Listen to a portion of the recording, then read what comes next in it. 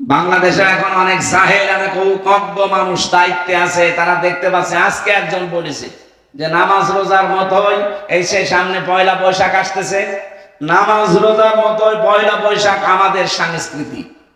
এ কথা কেউ বললে তার ঈমান থাকার কথা? কোথায় নামাজ রোজা আর কোথায় পয়লা বৈশাখ? আরে পয়লা বৈশাখের যে কালচার পালন করা হয় এদেশে, এগুলো তো হিন্দুদের।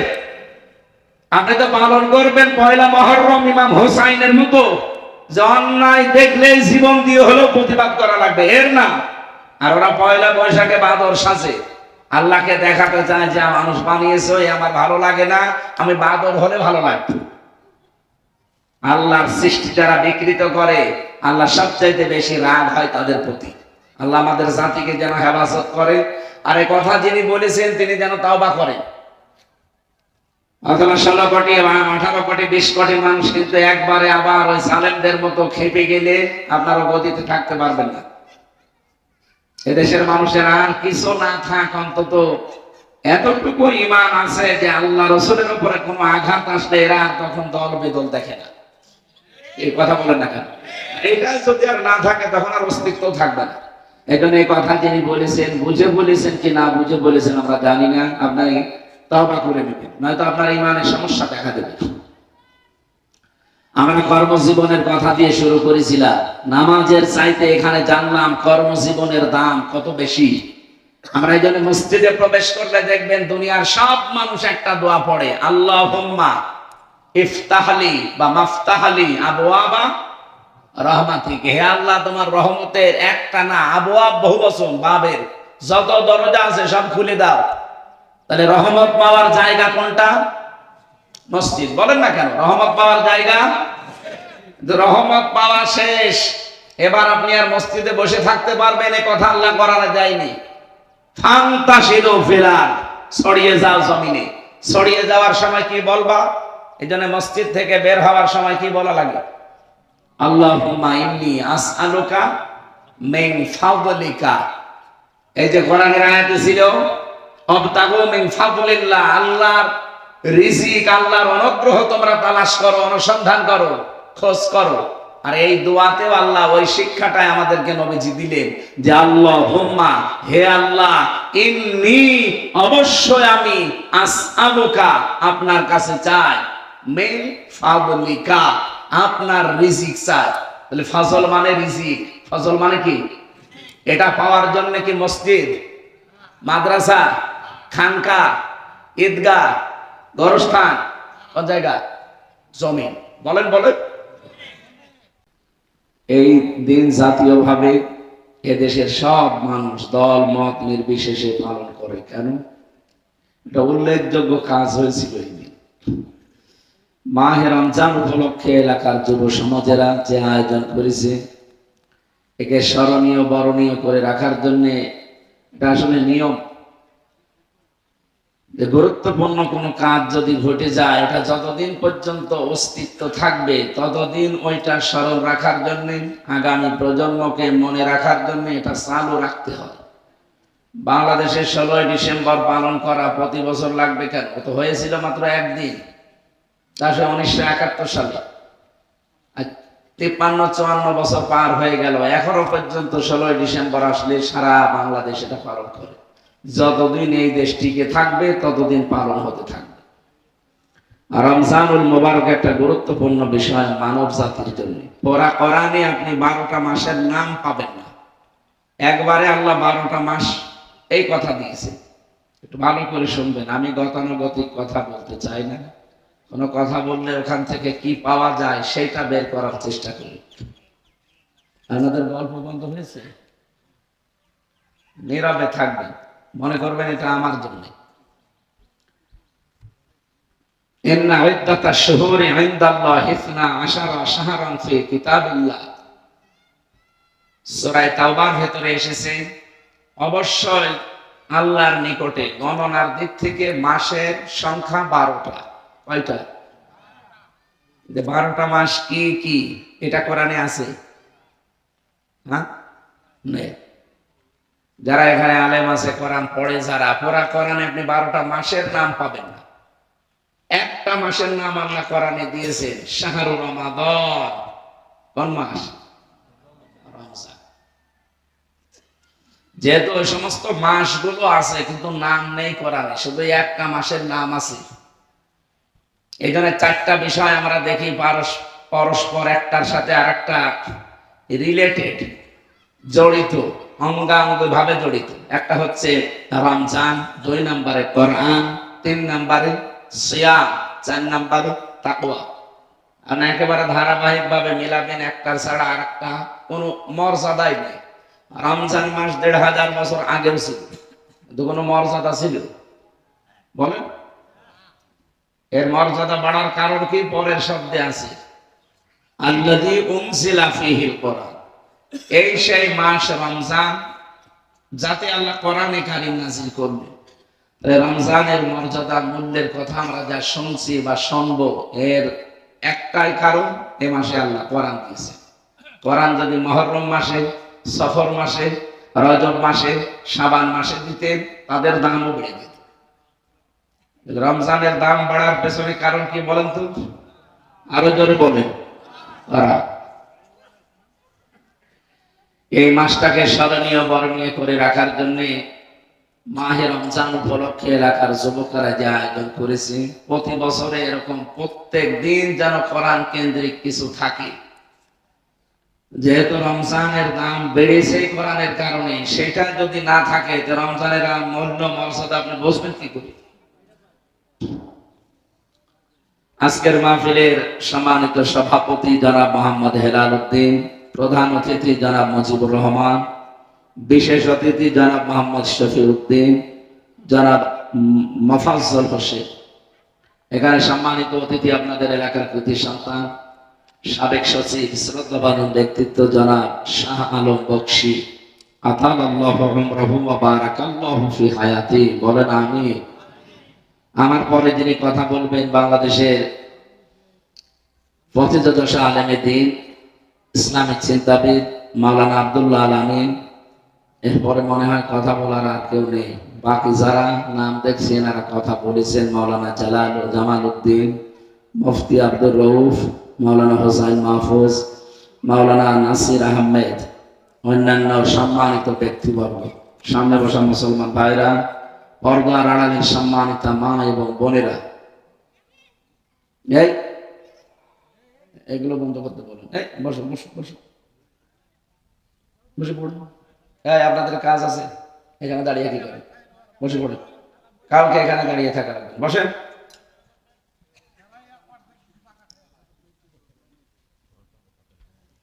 সে এক মেয়ে শরীরের কাপড় ফেলে দিয়ে দৌড়াচ্ছে। লোকজন বলছে, কি গো, তোমাদের এলাকায় ওয়াজ মাহফিল আর তুমি এইভাবে? মাহফিল দিয়েছি তাই কত না, শোনা লাগবে। এদের অবস্থা তো তাই, এরা সারা দুনিয়া ছড়াবে, আর এরা নিজেরা না শুনে উল্টা পাল্টার দিকে আছে। এই কাজ শেষ হয়ে গেলে বসেন, আজকে আপনাদের ওয়াজ হবে। বসেন।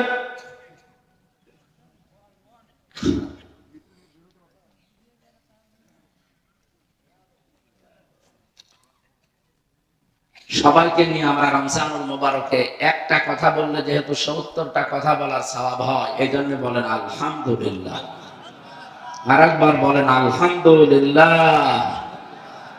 দরুদ আর সালাম পাঠ করার মাধ্যমে আমরা আলোচনায় প্রবেশ করছি। রমজানুল মুবারকে যে 4টা বিষয় বললাম, এই 4টা বিষয়কে সামনে নিয়ে আমরা কথা বলবো ইনশাআল্লাহ।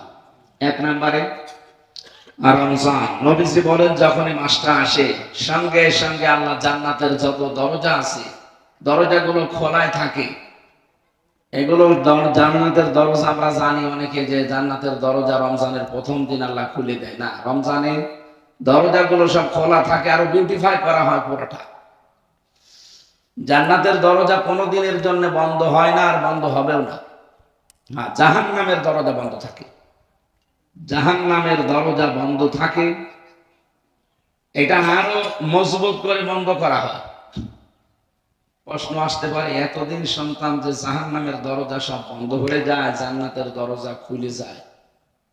হ্যাঁ, কথা তো ঠিকই আছে। আল্লাহ পাক বলেন, ওয়াসিকাল্লাযীনা কাফারু ইলা জাহান্নামা যুমারা।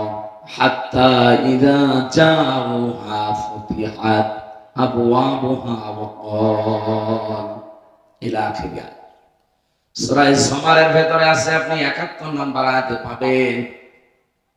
কাফেরদেরকে যখন জাহান্নামের দিকে ধাক্কা দিতে দিতে নিয়ে যাবে ফেরেশতারা, জাহান্নামের গেটে যাওয়ার আগে দেখবে জাহান্নামের গেট বন্ধ।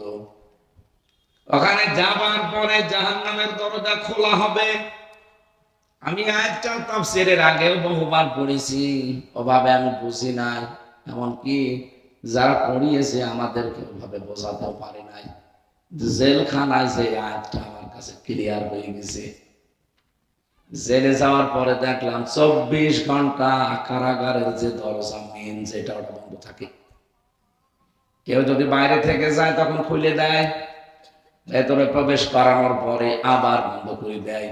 আপনি দেখবেন জেলখানার মেন দরজা যেটা ২৪ ঘন্টার ১ ঘন্টাও দিনে রাতে কোনদিন খুলে রাখে। আপনারা তো জেলে যাননি, জেলে তো যাবো আমরা নাকি? আপনাদের তো এর সাথে কোনো সম্পর্ক নেই। ও জায়গা তো আমাদের জন্য সরকার বানিয়েছে, আর আমরাই মাঝে মাঝে যাব। তাহলে এখান থেকে কি বুঝলাম? জেলখানা ২৪ ঘন্টা বন্ধ থাকে, কারণ এর ভেতর যারা আছে এরা কিছু কিছু এমন ভয়ঙ্কর অপরাধী। এই যে সুইডেন আসলাম ভাই ছিলেন ভেতরে ২৭ বছর। নাম শুনে আমার মনে হয় যে বাচ্চা ছেলে ফেলে পানি খাবে। সুইডেন আসলাম, আসলাম তো সুন্দর নাম, সুইডেন কেন? নামের ভেতরে একটা পরিচয় পাওয়া যাচ্ছে না? আমার উপর তারা একজন ছিল ডেঞ্জার রাসু। এটা টাঙ্গাইল না? গাজীপুর। গাজীপুরের একজন ছিল ভয়ঙ্কর তাজ। সব এখন বের হয়ে গেছে, কেউ ১৫ বছর, কেউ ২২ বছর, কেউ ২৭ বছর জেল খাটতেছে। আর মনে হয় একজন আছে মুকিম গাজী, ৪৫ বছর। ওনার একদিন বললাম যে ভাই আপনি কত বছর জেল পেয়েছেন? ২৬০ বছর। ২৬০ বছর আপনার জেল বের হবে? হ্যাঁ হুজুর দোয়া করে। আমি দোয়া করে দেব ২৬০ বছর আপনার জীবনে পার হয়ে চলে যাবে। আপনি ৪৫ বছর জেলে আছেন। তাদের চেহারা মানে দেখলে আপনি যদি প্রথম দেখেন অবশ্যই আপনার ভয় লাগবে, পানি খেতে মনে চায়।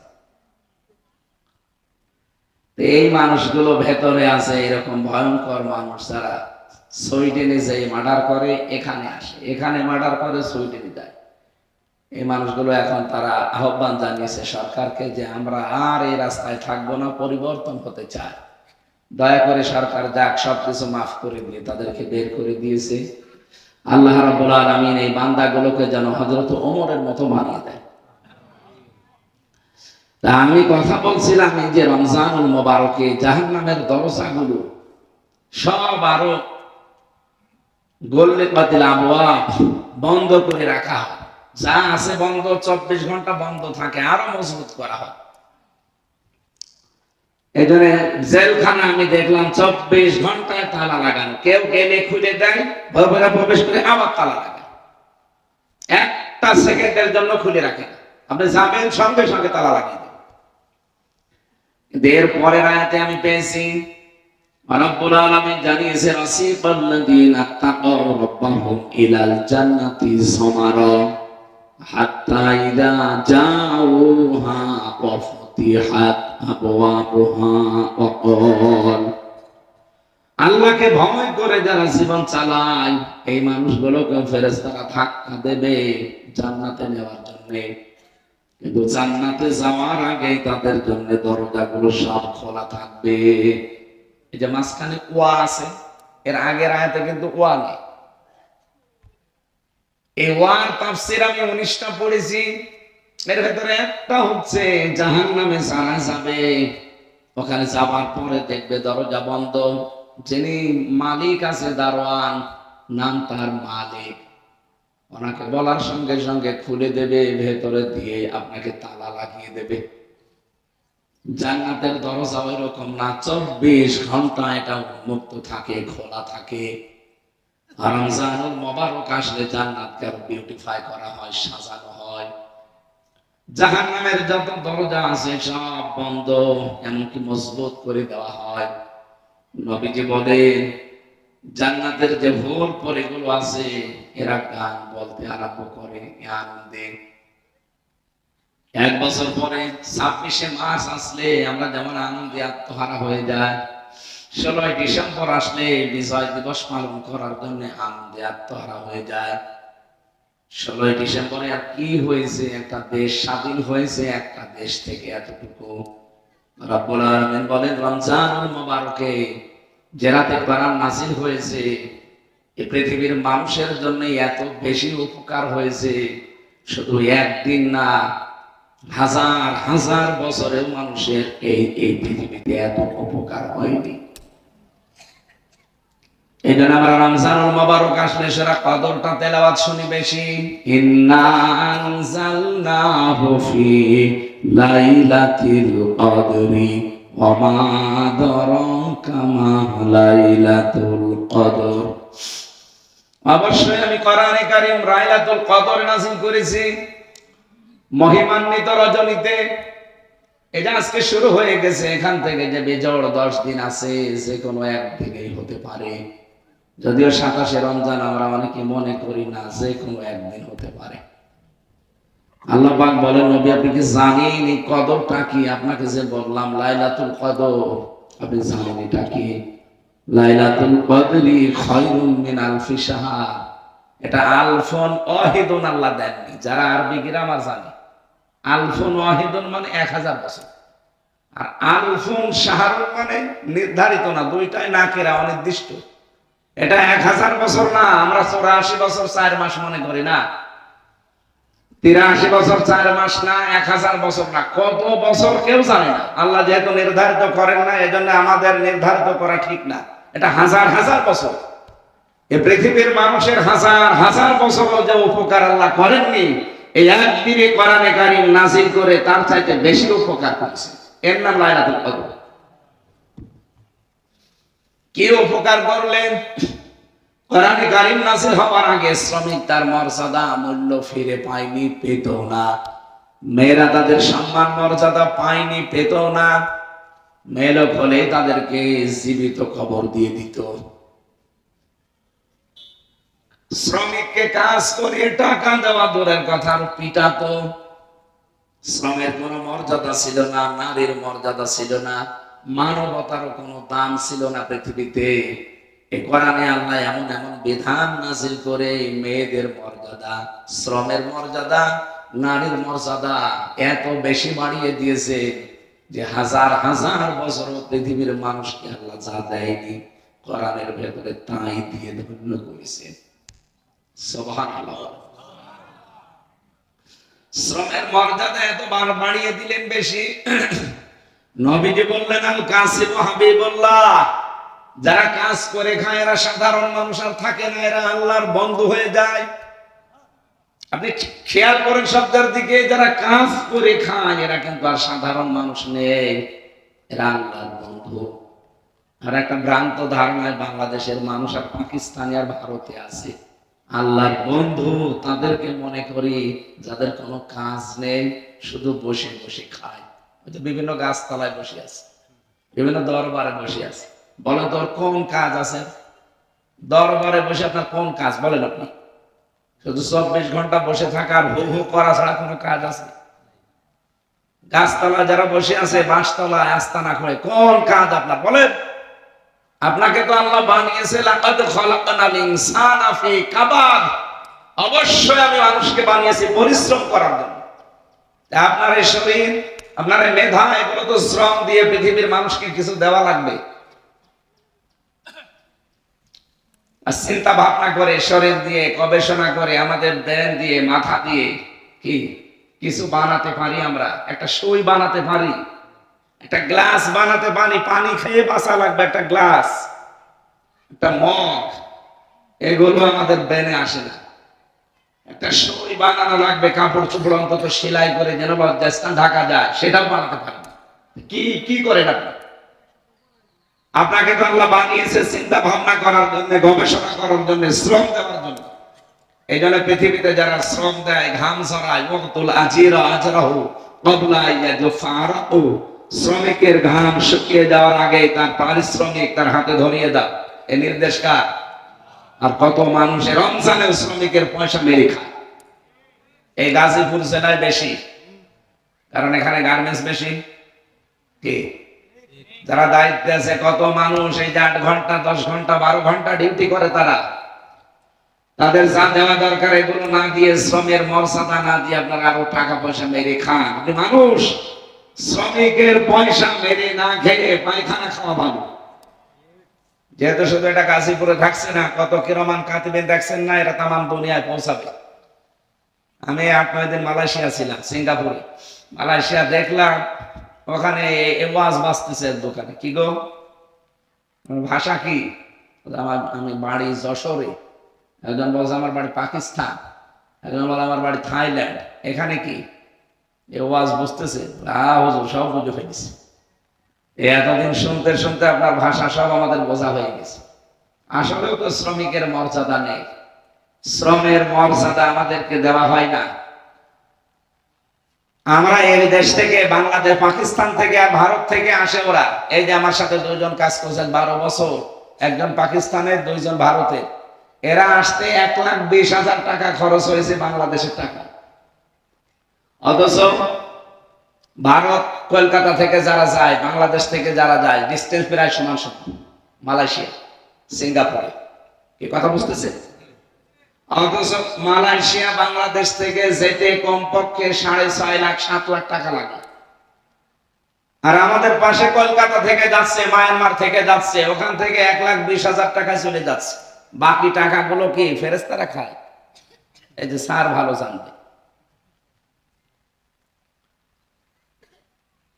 এত কষ্ট করে গাজীপুরের এই হিজলতলির একটা যুবক, একটা ছেলে, বাড়ি ঘর, জমি জায়গা, তার বাবার মায়ের গহনা, স্ত্রীর গহনা বিক্রি করে 7.5 লাখ 6 লাখ টাকা জোগাড় করে যায়। আর ওরা মাত্র 1,20,000 টাকা চলে আসে। কাজ তো একই 2 জনের। দেখলাম দর্জির কাজ করছে 12 ঘন্টা একাধারে। হ্যাঁ, বেতন তাদের 2 জনেরই। জিজ্ঞেস করলাম কেমন কি হয়? ও বলছে আমার 1 লাখ, এও বলছে আমার 1 লাখ বাংলাদেশের টাকা। ওর 6.5 লাখ 7 লাখ টাকা খরচ করে যদি 1 লাখ হয়, এর 1,20,000 1 লাখ হবে। এটা বৈষম্য না? এটা তৈরি করছে কি ভারত? তৈরি করছে কি মায়ানমার, পাকিস্তান? তৈরি করছে এই দেশে যারা দায়িত্বে ছিল। ওনারা কয়েকজনের নামও বলেছে যে এর সাথে জড়িত আছে হাসিনার ছোট বোন রেহেনা, আর ওই দরবেশ, কোনটা, এরকম আরো 4-5 জনের নাম বলছিল। ওখানে কিছু মানুষ আছে, তাদের কাছে আমি শুনেছি এই যে শ্রমিকের সাথে যে কাজটা করলে, শ্রমিকের পয়সা যারা মেরে খেয়েছেন এভাবে 2 নম্বরই কায়দা, কিয়ামতের দিন আপনার শরীরে 1 টুকরা গোশত থাকবে না, শুধু হাড়। এখনই তো তাই অবস্থা হয়ে গেছে 6.5 মাস জেল খেটে। আর কিয়ামতে যে জেল আল্লাহ বানিয়েছে, যে কারাগার, শ্রমিকের পয়সা যারা মেরে খান, গরিব মানুষকে যারা ঠকান, আপনার শরীরে 1 টুকরা গোশত আল্লাহ রাখবে না, পুরাটা একেবারে ঝাঁঝরা করে। আগামীতে যারা আসবে দায়িত্বে, তারা যেন সচেতন হয়, বিশেষ করে শ্রমিকের ব্যাপারে। কারণ এরা সাধারণ মানুষ না, আল্লাহর বন্ধু।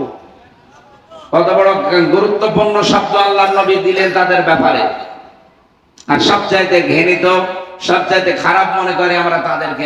এ তো ছোট কাজ করে, এ রাস্তা ঝাড়ু দেয়, পায়খানা সাফ করে। আরে ভাই, ওই কাজটা কত বড় গুরুত্বপূর্ণ কাজ আপনি জানেন?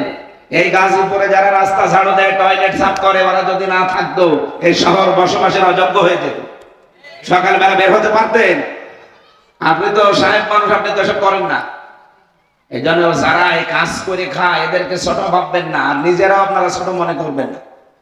আমরা মনে করবেন আপনারা আল্লাহর বন্ধু। হ্যাঁ, এখন যদি মনে করেন আল্লাহর বন্ধু তো হয়ে গেছে, নামাজ রোজা দরকার হবে, ওটা তো মাস্ট বি লাগবে। কোরআনে কারিমে আল্লাহ উদ্বুদ্ধ করছেন, ফাইদা কুদিয়াতিস সালাতু ফান্তাশিরু ফিল আরদি ওয়াবতাগু মিন ফাদলিল্লাহ ওয়াযকুরুল্লাহা কাসীরান লাআল্লাকুম তুফলিহুন। যখন নামাজ শেষ হয়ে যায়, মসজিদে আর বসে থাকার দরকার নেই, ছড়িয়ে যাও, ছিটিয়ে পড়ো, যেখানে যার কর্মজীবন আছে ওই জায়গায় যাও। কিন্তু সাবধান, মসজিদে যেভাবে আল্লাহকে স্মরণ করতে, অতটুকু স্মরণ কর্মজীবনে করলে হবে না। উনি সচিবালয়ে কাজ করতেন, নামাজ পড়েছে মাত্র 5 ওয়াক্ত নামাজ পড়তে 1 ঘন্টা 10 মিনিট লাগে, আর ওনার ডিউটি ছিল সচিবালয়ে 8 ঘন্টা। ওই 8টা ঘন্টা যদি আল্লাহর স্মরণে থেকে নামাজে যেভাবে আল্লাহকে স্মরণ করেছিল, মনে রেখেছিল, ওই 8 ঘন্টাও যদি ওভাবে আল্লাহর কথা মনে রেখে অন্যায় কোনো কাজ এই হাত দিয়ে না করে, এই মেধা দিয়ে না করে, 1 ঘন্টা 10 মিনিট নামাজ পড়ে যে সওয়াব পেয়েছে, পুরো 8 ঘন্টা ডিউটি করে একই সওয়াব হবে। 8 ঘন্টায় যে নামাজের মতো সওয়াব হয় এটা অনেকে জানেই না, মনে করে না এ দুনিয়ার কাজ। কে বলেছে আপনাকে দুনিয়ার কাজ বলে কোনো কাজ নেই? যা করবেন ওইটাই আখিরাতের কাজ। পৃথিবীতে মানুষ যেটা করে ওইটা দিয়ে তার আখিরাত তৈরি হয়। দুনিয়ার কাজ বলে কিচ্ছু নেই, যা করবেন ওটা কিসের কাজ? আরো জোরে বলেন। এই জন্য নামাজ ছিল 5 ওয়াক্ত নামাজ পড়তে মাত্র 1 ঘন্টা 10 মিনিটে শেষ, আর বাকি যে 22 ঘন্টা 50 মিনিট সময় এখনো দুনিয়ায় কাটাবে। কিভাবে কাটাবে? 8 ঘন্টা না ডিউটি করলো সঠিকভাবে আল্লাহর কথা স্মরণ করে আল্লাহর বিধান অনুযায়ী, তাহলে 8 আর ওদিকে 1 ঘন্টা 10, 9 ঘন্টা 10 মিনিট পুরাটা মনে করেন ওরা ইবাদত হয়ে গেল, আর বাকি তো এখনো আছে। এই ঘন্টাগুলো কি করবে?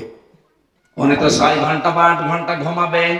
ঘুমানোর সময় যদি বলে বিসমি আল্লাহুম্মা বিসমিকা আমুতু ওয়া আহইয়া আস্তাগফিরুল্লাহ আল্লাযী লা ইলাহা ইল্লা হুয়াল হাইয়্যুল কাইয়্যুম, এতটুকু পড়ে যদি ঘুমিয়ে যেতে পারে 8 ঘন্টা আজমি নামাজের মতো সওয়াব পাবে। উনি কি আছে বলেন তো? ঘুমিয়ে আছে। বলেন বলেন। উনি যে 8 ঘন্টা ঘুমিয়ে নামাজে দাঁড়িয়ে যে সওয়াব পেত ওই সওয়াব পাবে, এটা এতদিন জানতেন? এমনকি ওনার স্ত্রীকে যদি শাসন করে যে তুমি আমার বাড়িতে থাকতে হলে ফরজ নামাজ পড়ো না, যদি শাসায়, এমনকি যদি মারধর করে নামাজের জন্য, ওই মারধর করাটাও ইবাদত হিসাবে আল্লাহ লিখে নেবে। 4টা কারণে স্ত্রীকে মারা যায়, শাসন করা যায়, কিন্তু 4 জায়গায় মারা যায় না, মাথায়, মুখে, বুকে আর পিঠে। এই 4 জায়গা বাদ দিয়ে বাকি জায়গায় আপনি তাকে 4টা কারণে মারতে পারবেন, যদি ফরজ নামাজ না পড়ে, ফরজ রোজা না রাখে, সঙ্গত কারণে। যদি ফরজ পর্দা যেটা আছে এটা না করে, 4 নাম্বার স্বামীর জায়েজ হুকুম যেটা, এটা যদি না মানে, এই 4টা যদি না মানতে চায় তাহলে তাকে শাসনের জন্য মারা যায়।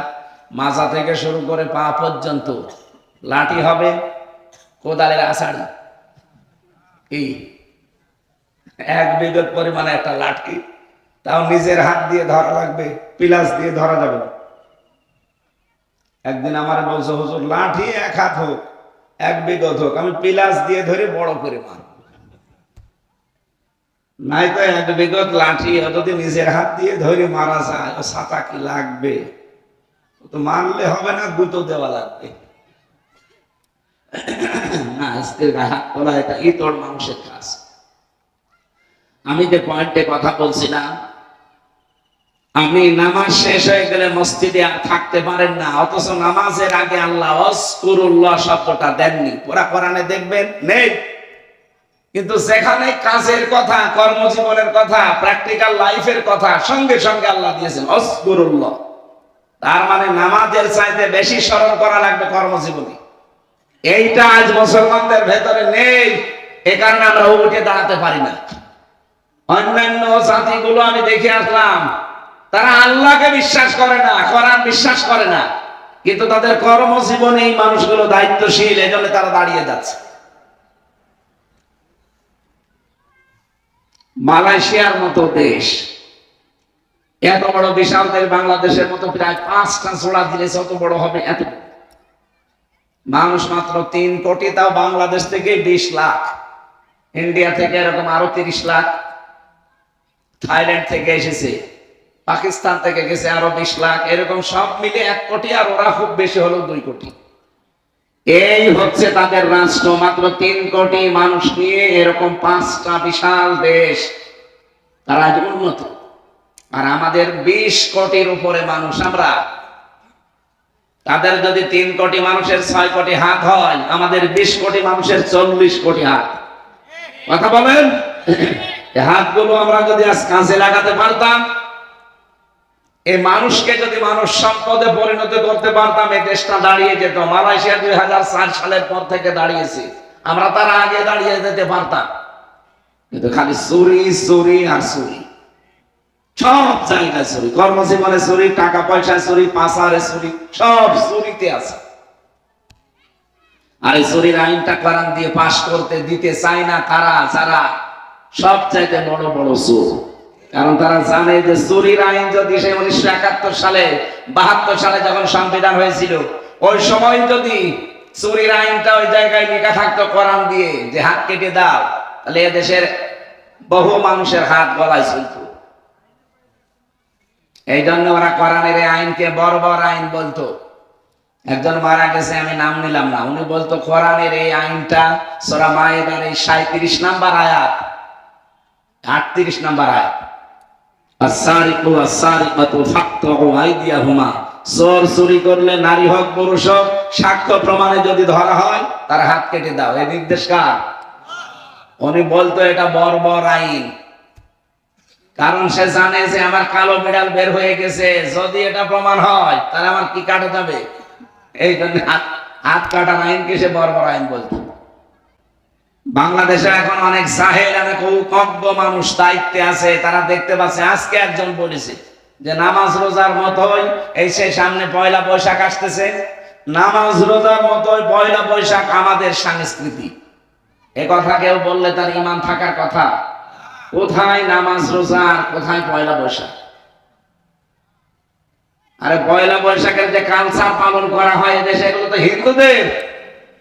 আপনি তো পালন করবেন পয়লা মহররম ইমাম হোসাইনের মতো, যে অন্যায় দেখলেই জীবন দিয়ে হলেও প্রতিবাদ করা লাগবে, এর নাম। আর ওরা পয়লা বৈশাখে বাদর সাজে, আল্লাহকে দেখাতে চায় যে মানুষ বানিয়েছে, আমার ভালো লাগে না, আমি বাদর হলে ভালো লাগতো।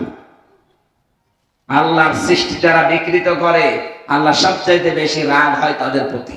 আল্লাহ আমাদের জাতিকে যেন হেফাজত করে, আর এই কথা যিনি বলেছেন তিনি যেন তাওবা করেন। অথবা 16 কোটি 18 কোটি 20 কোটি মানুষ কিন্তু একবারে আবার ওই সালেমদের মতো খেপে গেলে আপনারা গতিতে থাকতে পারবেন না। এদেশের মানুষের আর কিছু না থাক, অন্তত এতটুকু ঈমান আছে যে আল্লাহ রাসূলের উপরে কোনো আঘাত আসলে এরা তখন দল বেদল দেখে না। এই কথা বলেন না কেন? এটা যদি আর না থাকে তখন আর অস্তিত্ব থাকবে না।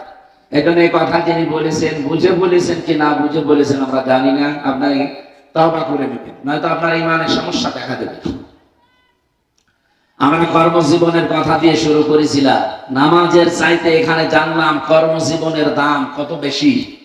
আমরা এই জন্য মসজিদে প্রবেশ করলে দেখবেন দুনিয়ার সব মানুষ একটা দোয়া পড়ে, আল্লাহুম্মা ইফতাহলি বা মাফতাহলি আবওয়াবা রহমাতিক। হে আল্লাহ, তোমার রহমতের একটা না, আবওয়াব বহুবচন, বাবের যত দরজা আছে সব খুলে দাও। তাহলে রহমত পাওয়ার জায়গা কোনটা? মসজিদ। বলেন না কেন? রহমত পাওয়ার জায়গা। রহমত পাওয়া শেষ, এবার আপনি আর মসজিদে বসে থাকতে পারবেন এ কথা আল্লাহ কোরআনে যায়নি। ফান্তাশিরু ফিল আরদ, ছড়িয়ে যাও জমিনে। ছড়িয়ে যাওয়ার সময় কি বলবা? এই জন্য মসজিদ থেকে বের হওয়ার সময় কি বলা লাগে? আল্লাহুম্মা ইন্নী আসআলুকা মিন ফাদলিকা। এই যে কোরআনের আয়াতে ছিল অবতাগু মিন ফাদলিল্লাহ, আল্লাহর রিজিক, আল্লাহর অনুগ্রহ তোমরা তালাশ করো, অনুসন্ধান করো, খোঁজ করো। আর এই দোয়াতেও আল্লাহ ওই শিক্ষাটাই আমাদেরকে নবীজি দিলেন যে আল্লাহুম্মা, হে আল্লাহ, ইন্নী, অবশ্যই আমি, আসআলুকা, আপনার কাছে চাই, মিন ফাদলিকা, আপনার রিজিক চাই। তাহলে ফজল মানে রিজিক, ফজল মানে কি? এটা পাওয়ার জন্য কি মসজিদ, মাদ্রাসা, খানকা, ঈদগাহ, গোরস্থান, কোন জায়গা? জমিন। বলেন বলেন।